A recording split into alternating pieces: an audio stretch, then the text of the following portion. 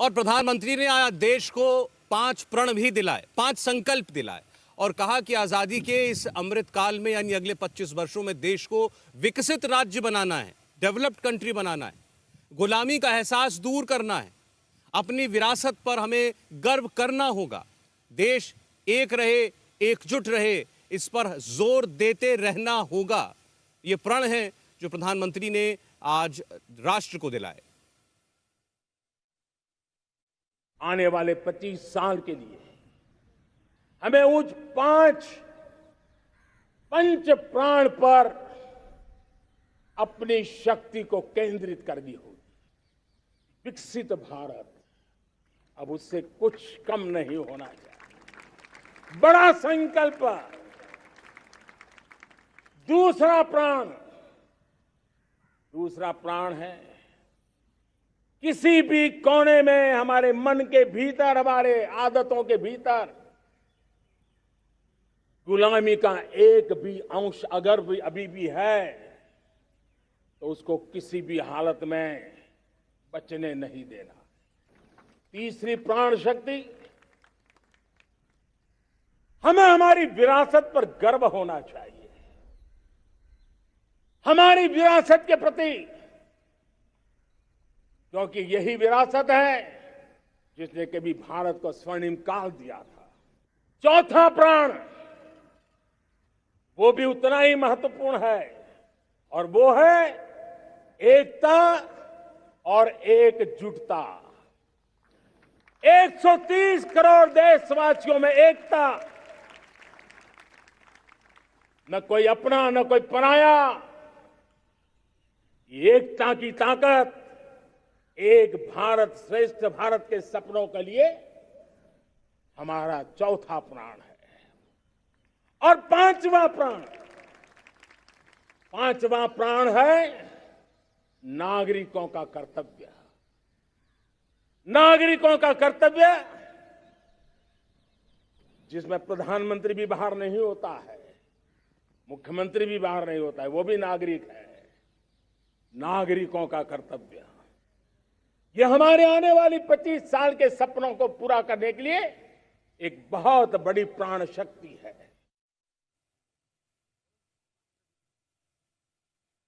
ये 5 प्रण का जिक्र तो किया, अगले 25 सालों का विजन दिखा दिया, लेकिन इसके साथ ही साथ आत्मनिर्भर भारत की दिशा में काम कर रहे लोगों को लाल किले की प्राचीर से सैल्यूट किया गया है। और देखिए तस्वीरें हम आपको दिखा रहे हैं। जेपी नड्डा इस वक्त बीजेपी अध्यक्ष झंडा फहराते हुए नजर आ रहे हैं, झंडारोहण करते हुए नजर आ रहे हैं। तो आजादी का ये जो जश्न है उसकी तस्वीरें आपके सामने हैं। अपने घर में झंडारोहण कर रहे हैं जेपी नड्डा। बीजेपी के अध्यक्ष जेपी नड्डा की तस्वीरें इस वक्त आप देख रहे हैं। अपने घर पर आज अमृत महोत्सव यानी आज़ादी के 75 वर्ष पूरा होने के मौके पर, 76वें स्वाधीनता दिवस के मौके पर वो अपने घर में तिरंगा फहरा रहे हैं। जेपी नड्डा की तस्वीरें। तो तस्वीरें हम आपको दिखा रहे हैं। जेपी नड्डा अपने घर पर झंडारोहण करते हुए आपको नजर आ रहे होंगे। झंडा उन्होंने फहराया है अपने घर पर। तो आज देश भर में हर घर में तिरंगा लहरा रहा है, क्योंकि देश आजादी का अमृत महोत्सव मना रहा है, 75 साल आजादी के सेलिब्रेट कर रहा है। मेरे साथियों, आज जब ये बात हमने सुनी, आजादी के 75 साल के बाद जिस आवाज को सुनने के लिए हमारे कान तरस रहे थे, 75 साल के बाद वो आवाज सुनाई दी है।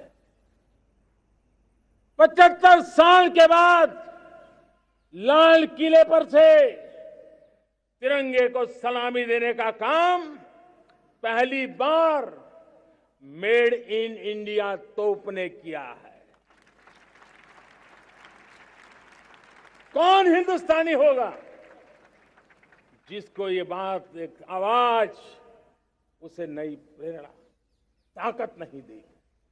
और इसलिए मेरे प्यारे भाई बहनों, मैं आज मेरे देश के सेना के जवानों का हृदय से अभिनंदन करना चाहता हूं। मेरी आत्मनिर्भर की बात को संगठित स्वरूप में, साहस के स्वरूप में मेरी सेना के जवानों ने, सेना नायकों ने जिस जिम्मेवारी के साथ कंधे पे उठाया है, मैं उनको जितनी सैल्यूट करूं उतनी कम है दोस्त। उनको आज मैं सलाम करता हूं, क्योंकि सेना का जवान मौत को मुट्ठी में लेकर के चलता है। मौत और जिंदगी के बीच में कोई फासला ही नहीं होता है, और तब बीच में वो डट करके खड़ा होता है। और वो मेरा सेना का जवान तय करे कि हम 300 ऐसी चीजों अब लिस्ट करते हैं जो हम विदेश से नहीं लाएंगे हमारे देश की। ये संकल्प छोटा नहीं है। मुझे इस संकल्प में भारत के आत्मनिर्भर भारत के उज्जवल भविष्य के वो बीज मैं देख रहा हूं, जो इस सपने को वटवृक्ष में परिवर्तित करने वाले हैं। सैल्यूट, सैल्यूट, मेरे सेना के अधिकारियों को सैल्यूट।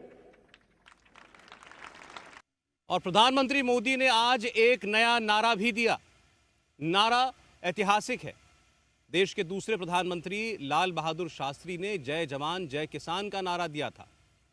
उसके बाद अटल बिहारी वाजपेयी ने उसमें जय विज्ञान जोड़ दिया, और आज प्रधानमंत्री मोदी ने 25 आने वाले वर्षों में एक नया ब्लूप्रिंट देश के सामने रखा और उसमें जय अनुसंधान भी जोड़ा। मेरे प्यारे देशवासियों, हम बार बार लाल बहादुर शास्त्री जी को याद करते हैं। जय जवान जय किसान का उनका मंत्र आज भी देश के लिए प्रेरणा है। बाद में अटल बिहारी वाजपेयी जी ने जय विज्ञान कह करके उसमें एक कड़ी जोड़ दी थी, और देश ने उसको प्राथमिकता दी थी। लेकिन अब अमृतकाल के लिए एक और अनिवार्यता है, और वो है जय अनुसंधान। जय जवान जय किसान जय विज्ञान जय अनुसंधान, इनोवेशन। और मुझे मेरे देश की युवा पीढ़ी में भरोसा है। इनोवेशन की ताकत देखिए। आज हमारा यूपीआई, भीम, हमारा डिजिटल पेमेंट, फिनटेक की दुनिया में हमारा स्थान। आज विश्व में रियल टाइम 40% अगर डिजिटल फाइनेंशियल का ट्रांजैक्शन होता है तो मेरे देश में हो रहा है। हिंदुस्तान ने ये करके दिखाया। देखिए, प्रधानमंत्री नरेंद्र मोदी ने अपने भाषण में लोगों की बोलचाल, व्यवहार और शब्दों के जरिए औरतों के अपमान किए जाने का मुद्दा उठाया। उन्होंने लोगों को नारी का अपमान नहीं करने का संकल्प लेने को कहा। मैं लाल किले से मेरी एक पीड़ा और कहना चाहता हूं। ये दर्द मैं कहे बिना नहीं रह सकता। मैं जानता हूं कि शायद लाल किले का विषय नहीं हो सकता, लेकिन मेरे भीतर का दर्द मैं कहां कहूंगा। देशवासियों के सामने नहीं कहूंगा तो कहां कहूंगा। और वो है, किसी न किसी कारण से हमारे अंदर एक ऐसी विकृति आई है, हमारी बोलचाल में, हमारे व्यवहार में, हमारे कुछ शब्दों में, हम नारी का अपमान करते हैं।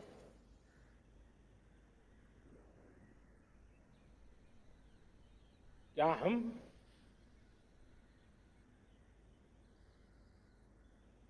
स्वभाव से, संस्कार से, रोजमर्रा की जिंदगी में नारी को अपमानित करने वाली हर बात से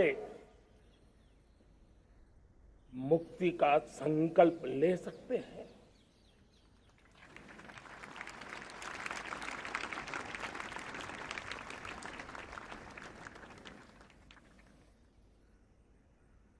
नारी का गौरव राष्ट्र के सपने पूरे करने में बहुत बड़ी पूंजी बनने वाला है। यह सामर्थ्य मैं देख रहा हूं।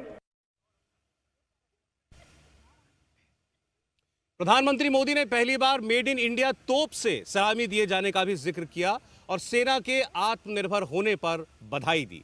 प्रधानमंत्री मोदी ने कहा कि सेना को जितना भी सैल्यूट किया जाए वो कम है।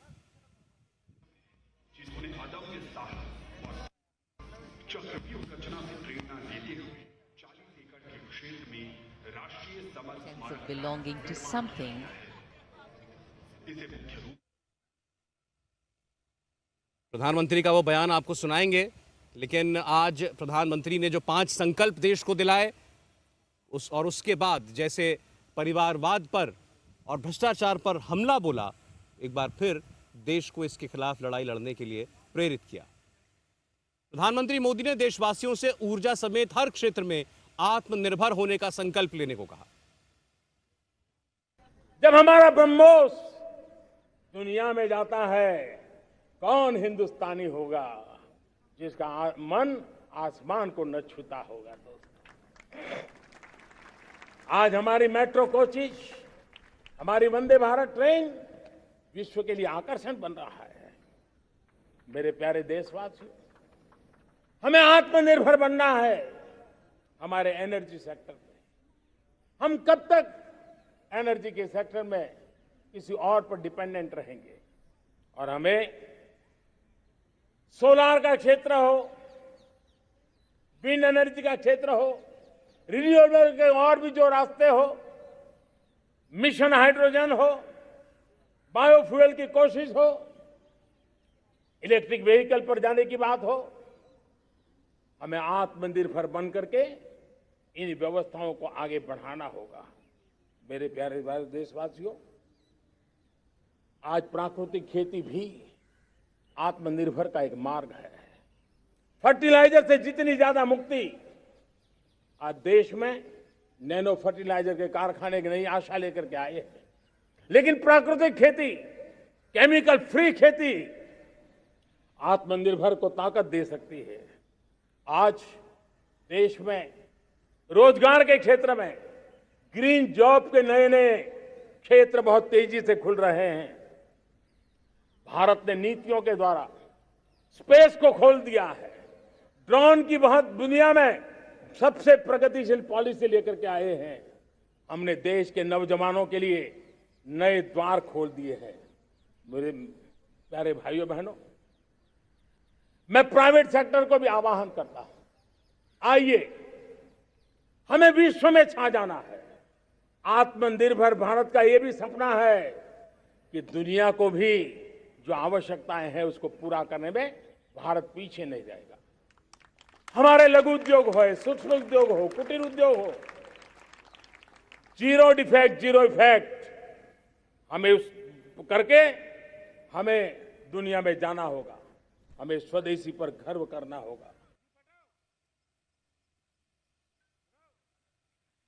तो प्रधानमंत्री नरेंद्र मोदी ने आजादी की लड़ाई के अलावा देश की 75 साल की यात्रा का भी जिक्र किया और कहा कि उतार चढ़ाव के बावजूद देशवासियों ने काफी उपलब्धियां हासिल की। पीएम मोदी ने कहा कि आजादी के बाद हतोत्साहित करने की तमाम कोशिश के बावजूद देशवासियों ने हार नहीं मानी। स्वतंत्रता दिवस समारोह को 75 साल की हमारी ये यात्रा अनेक उतार चढ़ाव से भरी हुई है। सुख दुख की छाया मंडराती रही है और इसके बीच भी हमारे देशवासियों ने उपलब्धियां की है, पुरुषार्थ किया है, हार नहीं मानी है, संकल्पों को ओझल नहीं होने दिया है। और इसलिए और ये भी सच्चाई है कि सैकड़ों सालों के गुलामी के कालखंड ने भारत के मन को, भारत के मानवीय की भावनाओं को गहरे घाव किए थे, गहरी चोटें पहुंचाई थी। लेकिन उसके भीतर एक जिद भी थी, एक जिजीविषा भी थी, एक जुनून भी था, एक जोम भी था। और उसके कारण अभावों के बीच में भी, उपहास के बीच में भी, और जब आजादी का जंग अंतिम चरण में था तो देश को डराने के लिए, निराश करने के लिए, हताश करने के लिए सारे उपाय किए गए थे। अगर आजादी आई, अंग्रेज चले जाएंगे तो देश टूट जाएगा, बिखर जाएंगे, लोग अंदर अंदर लड़ करके मर जाएंगे, कुछ नहीं बचेगा, अंधकार युग में भारत चला जाएगा। न जाने क्या क्या आशंकाएं व्यक्त की गई थी, लेकिन उनको पता नहीं था ये हिंदुस्तान की मिट्टी है। इस मिट्टी में वो सामर्थ्य है जो शासकों से भी परे सामर्थ्य का एक अंतर प्रभार लेकर के जीता रहा है, सदियों तक जीता रहा है। तो प्रधानमंत्री ने कई विषयों पर अपनी बात कही है। प्रोफेसर साहब इस बीच में कुछ कहना चाह रहे थे। जी देखिए, आज देश में हमारे कुछ ऐसी एजेंसी हैं, कुछ हमारे ऐसे वीर हैं जिनको चाह करके भी लोग सलामी नहीं दे पाते। रिसर्च एनालिसिस विंग, जो आज जिसके सदस्य पूरी दुनिया के अंदर रह करके हमारे देश के विरोधियों के ऊपर नजर रखते हैं।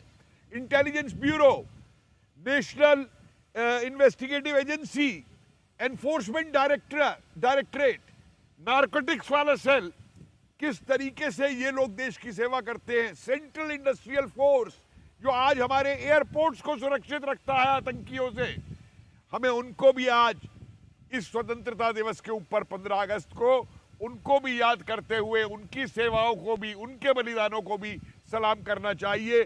चाहे वो रॉ हो, चाहे वो आईबी हो, चाहे वो सीबीआई हो, चाहे सीआईएसएफ हो, चाहे सीआरपीएफ हो, बीएसएफ हो, एनफोर्समेंट डायरेक्टरेट हो। नहीं प्रोफेसर साहब, जांच एजेंसियों की जब बात आती है तो वो तो सबसे ज्यादा निशाने पर रहते हैं। जनरल साहब, आजकल आप देख ही रहे होंगे, प्रोफेसर साहब कह रहे हैं कि उनको भी सम्मान मिलना चाहिए। बिल्कुल मिलना चाहिए। आप विरोधियों से, अभी कोई विरोधी यहाँ बैठा होता, कोई विपक्ष का व्यक्ति, तो आपकी बात पर टूट कर जरूर पड़ते हैं। कोई सौरभ जी, विपक्ष का बेटा होता, क्योंकि उसके जितना काला धन निकाल के बाहर किया है एनफोर्समेंट एजेंसी ने, ईडी ने, आज तक मुझे बताइए हिंदुस्तान के इतिहास में हुआ क्या? पाकिस्तान में कोई पकड़ा जाता है ईडी के रेड में या इनकम टैक्स के रेड में, जो हिंदुस्तान में आज हो रहा है भ्रष्टाचार खत्म होने के लिए? तो विरोधी चाहे कुछ भी बोले, मुझे विरोधियों की चिंता नहीं है। लेकिन सर, एक बात तो है कि भ्रष्टाचार के खिलाफ निर्णायक लड़ाई लड़ने का वक्त आया, ये प्रधानमंत्री ने कहा, लेकिन भ्रष्टाचार क्या कभी उसका मूल से उसका हम नाश कर सकते हैं? मुमकिन है ये? देखिए साहब, हमको समूल नाश करना पड़ेगा। अगर आप एक विकसित देश बनना चाहते हैं, if you want to be a respected country in the world, ये जो दीमक है जो अंदर अंदर से चाट रहा है भारतवर्ष के फ्रेमवर्क को, उसको हमें ख़त्म करना अनिवार्य है। और इसके लिए प्रधानमंत्री जी ने आज बड़े ही पॉइंटेड वे में एक आह्वान दिया है कि भाई भतीजावाद, भ्रष्टाचार, ये दो जो है प्रॉब्लम्स भारत को जो प्लेग कर रही है, इनको हम, इनके खिलाफ युद्ध स्तर पर हमें कार्रवाई करनी ही होगी। बख्शी जी, अगर नौकरशाही और राजनीतिक नेता, ये दो लोग अगर भ्रष्टाचार छोड़ दे और भाई भतीजावाद छोड़ दे, तो सारा देश अपने आप फॉलो करेगा। बिल्कुल साहब, वो कहते हैं the fish rots from the head. भ्रष्टाचार तभी खत्म होगा जबकि हम टॉप से डाउन जाएंगे, और वो अब काम शुरू हो गया है। इसलिए जो आप देख रहे हैं फर्क, ये फर्क इसीलिए आ रहा है कि ये टॉप डाउन है।